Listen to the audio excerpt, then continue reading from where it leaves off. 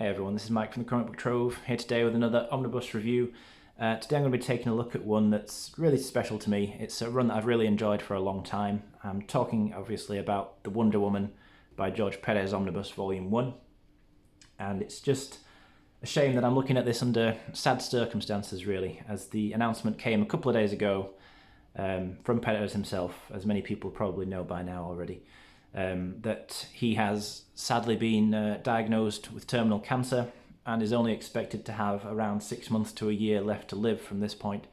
So, obviously that's extremely sad news. My heart really goes out to him and to his family and loved ones, who I'm sure will be struggling with overwhelming sadness and grief at this time. And obviously his legion of fans as well, amongst whom I include myself as a Pérez fan, who will likewise be feeling all kinds of sadness right now about this. It's obviously not a nice thing to hear at any time about anybody. But I think Pérez is such a... I've never met him, unfortunately, but from anybody who has met him, I've never heard anybody say anything bad about him. He always comes across certainly as a very nice guy in every interview, anything I've ever seen him do. And obviously he's a huge talent. He's been a great writer and artist throughout his career. He's contributed to some absolutely excellent runs, not least of which, of course, is his Wonder Woman work here. And this is some of my very favourite work of his, so I wanted to take an opportunity today, at a time where I know many people are taking the opportunity to just express the gratitude that we have really for the work that Pérez has contributed and some of the great material that he's given to us as comic book readers and fans over the many years that he's been in the industry. So without any further delay, let's take a look at this stunning book containing just some of the best Wonder Woman material I think there's ever been, to be honest, if not the best. I honestly rate this stuff very highly. This book, I'm not too sure if this Omnibus edition is still available at this point in time. I have a feeling it might actually be out of print, but I'm pretty sure there are trades that collect this material, and of course you could read it digitally. What this is, for anybody unaware, this is the post-Crisis on Infinite Earths reboot that was helmed by George Perez when everything was taken back to basics, really, for much of the DC universe and for Wonder Woman too, of course. So we went right back to an origin story for her. Really like this cover work here. Basically all the art you're going to see in here is from Perez himself. The cover, the spine I should say, really nice. There's a second and third volume as well to complete this run. But why I think the first volume is particularly special is that it contains the first 24 issues of the series, as you can see down there in what it collects. And those first 24 issues are the ones which Perez not only contributed to the writing and the plotting, but penciled them. So he did the full pencils, the full interior artwork for every issue collected in this book. And honestly, it's some of the best artwork I've ever seen. Honestly, I'm going to just praise this run a whole lot. I'm going to go through some plot points, so as always with my reviews, I want to just put a quick spoiler warning there, a spoiler alert, just for anybody who's not read this and would like to read it, because it is certainly something I highly recommend that you do read. If you are in any way interested in reading Wonder Woman, this is certainly kind of a great way to start.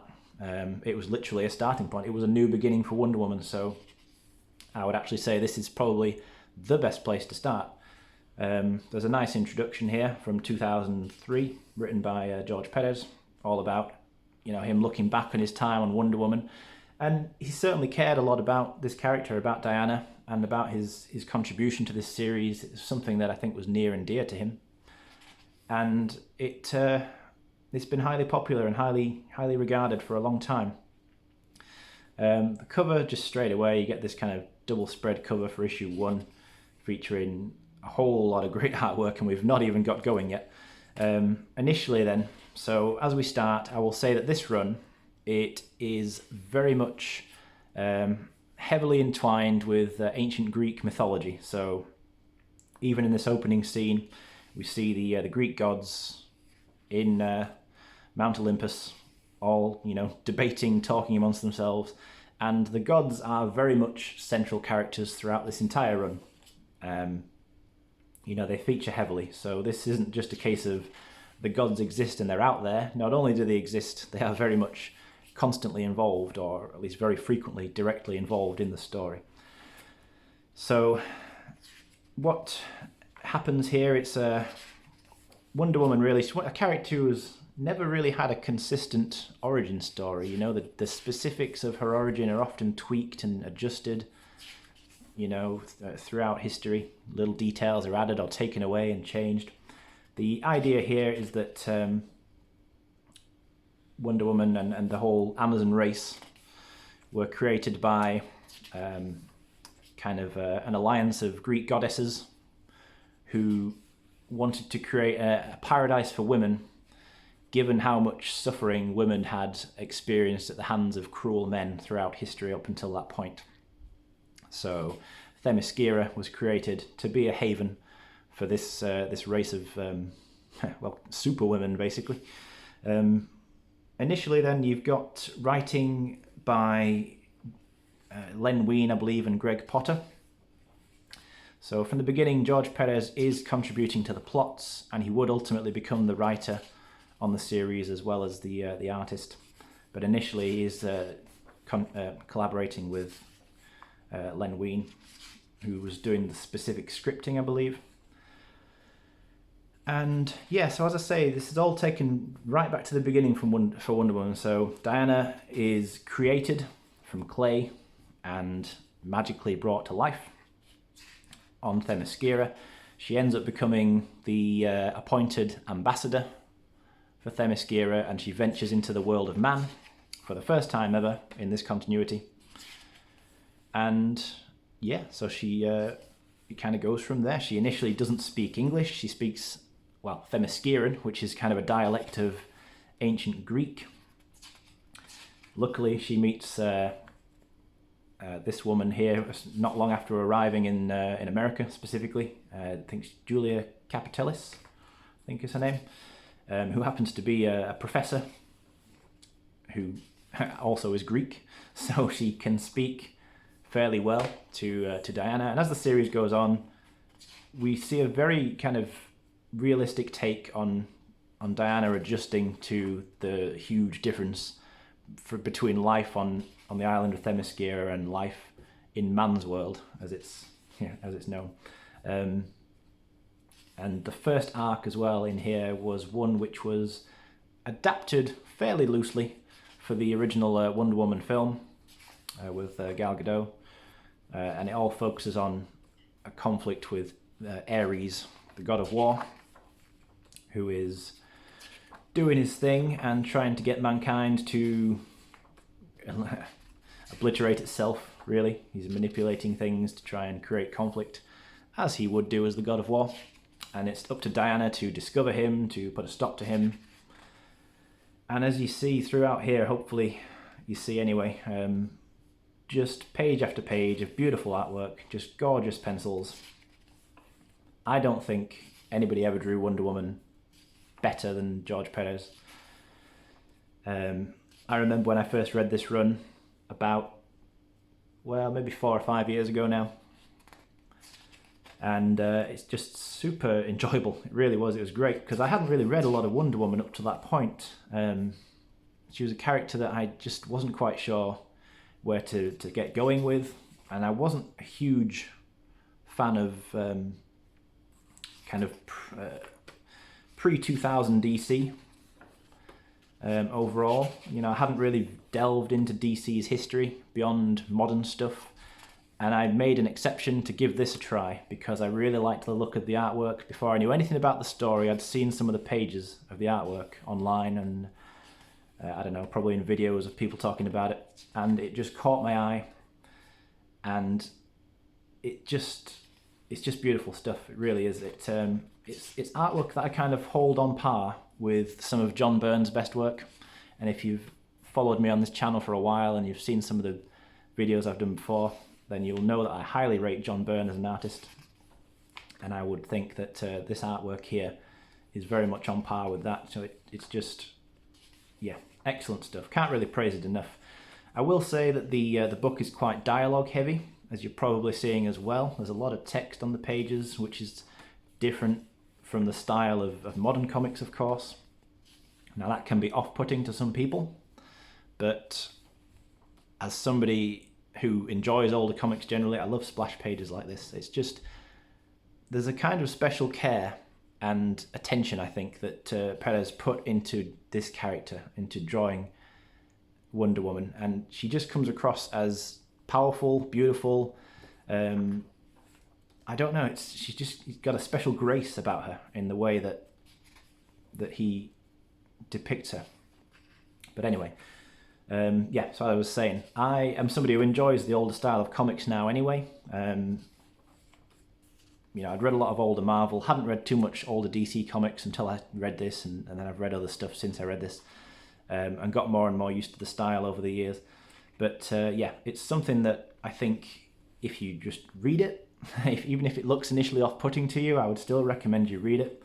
It is a great story, especially for anybody interested in kind of Greek mythology, and that's another interest of mine anyway, which immensely helped with my enjoyment of this series, admittedly. If you're not so much into your ancient Greek mythology, then perhaps you won't get as much out of this.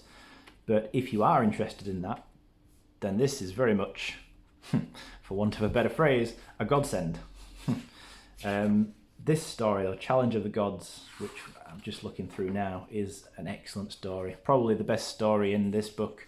That's saying something. Maybe not. Maybe it is. Don't know. I don't feel like committing to that. But it is certainly very good. And it's where Wonder Woman is, well, as the title probably implies, she's given a series of challenges by the gods. She has to go into this cave system beneath Themyscira and pass a series of trials, life or death kind of trials, to effectively prove her worth, that kind of thing. So you get some encounters with some great beasts and monsters and other things. Perez killing it on the artwork, absolutely beautiful stuff on every page. Oh yeah, another thing, you've got familiar characters from the prior Wonder Woman history up to this point. For example, Steve Trevor does feature in here, but unlike the original dynamic in the Golden Age and the Silver Age between Wonder Woman and Steve Trevor, there's no romance. It's not a romantic relationship. He's quite a bit older, so Wonder Woman, I don't know how old she's supposed to be. Let's say she's about in her early to mid-20s. Steve Trevor, originally depicted as being of the same sort of age, and they were kind of, on again, off again romantic partners. Here, he is quite a bit older than that. I think he's in his 40s. And the relationship between them is not romantic. It's more friends. It's much more platonic. And I think that in itself is quite interesting as well. I think actually Steve ends up in a relationship with Etta Candy, who was another character who'd been around previously. She's featured in here as well again. This is one of my favourite covers, not just in here, in general. I love this. I've had it as, for example, like my background on my phone, on my wallpaper before. I really like that image. It's super cool. Again, the way he draws Wonder Woman is just really, really great. And all these other characters, all these kind of gods. Oh, so good, honestly. I hope that it's coming across just how great some of the artwork is in here. This is Hercules, or Heracles. Can't remember what they call him in here. I think it's Heracles. He had played an important part in the origin of the Amazons. Again, I'm really kind of flying over a lot of the plot here because there's a lot going on in this story. Too much to really talk about and summarize in one video, I think. In great amount of detail anyway. But Wonder Woman ends up becoming more and more known to the world. She becomes a kind of celebrity figure. We're seeing an instance of that here where there's a kind of celebration honouring her taking place, and it ends up being attacked by the Silver Swan. More great cover work, just great artwork in general, just to say for the umpteenth time at this point. We've already kind of skimmed over the first appearance of the cheetah in this continuity by this point, but the cheetah is involved recurringly. And it's quite a brutal, savage version of the cheetah as well that features during this run. So many great covers in here. And even after Perez had stopped doing the pencils for the interiors, after issue 24, for the rest of his run on the series, which went up to issue 62 of this series, which is where you get up to with volume 3. But he was still drawing the covers for every issue, beyond this at least. And interior artists, I think he, whilst he continued to write it, you had Chris Marinan and Jill Thompson were the main artists. So you see a lot of their artwork in volumes 2 and 3. But, you know, they're good artists in their own right, but they don't come close to... Ooh, an old bookmark there. Interesting.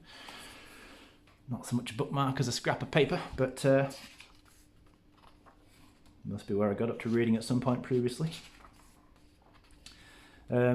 Anyway, yeah, so they don't quite come up to the level of quality of Perez's artwork. He set a standard that nobody could really follow, but that's just how great an artist he is, really. This is during a storyline where they actually go to Greece. Wonder Woman and Julia Capitelis and her daughter. It's Vanessa, I think her daughter's name. And they encounter, I think it's Circe. Yeah, Circe here. Who's a kind of evil enchantress, sorceress. Yeah, there's a whole, so, you know, as I think is probably clear by this point, but as I say, you've got a lot of mythology, a lot of supernatural elements going on in this series. So if those sorts of things, those kind of fantasy elements pique your interest, then yeah, this has got to be something that you have to check out, certainly.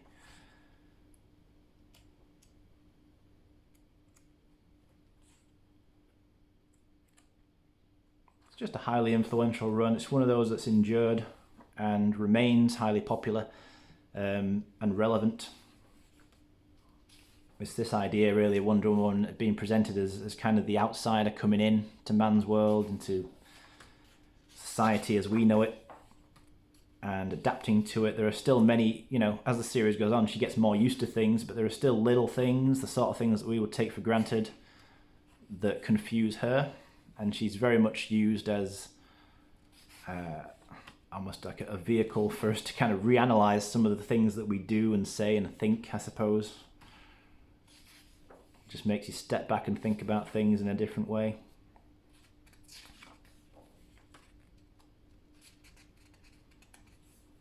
There's a cool story here where there's like a little sporting contest going on the island, I think.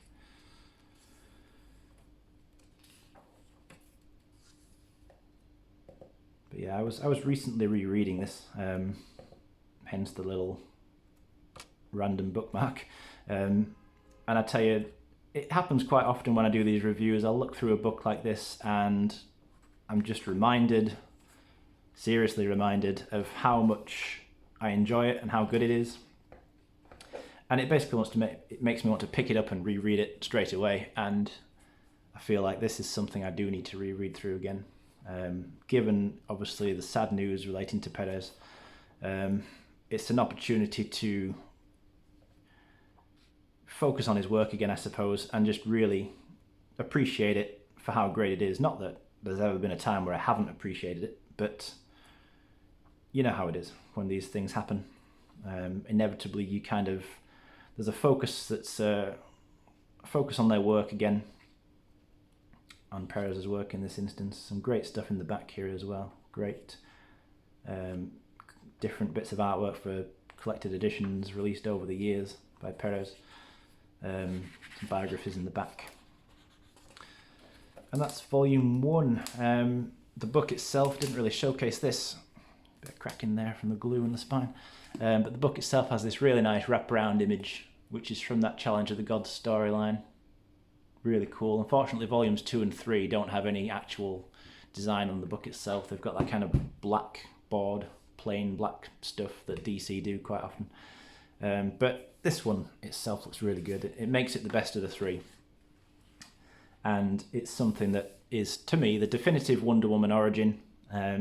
no doubt. And just some great comics, really. Just something that I really think anyone with an interest in Wonder Woman should read. Certainly a run that I can't really recommend enough, to be honest. And yeah, I felt a little bit emotional, to be totally honest, talking about this today. It's just, as I say, just, as I said at the beginning, sad circumstances under which to be talking about a great run. But I had to take the opportunity here to just kind of show in whatever small way I can, I suppose, pay a small tribute to the great man, George Perez, and talk about his work in some capacity. And hopefully this has been an interesting video to watch and a useful insight into this particular run, this book. Let me know your thoughts on this run, on this collection. As always, I'm happy to chat about that or anything else really in the comments. And otherwise, I'll be back again. I'll see y'all soon with another video.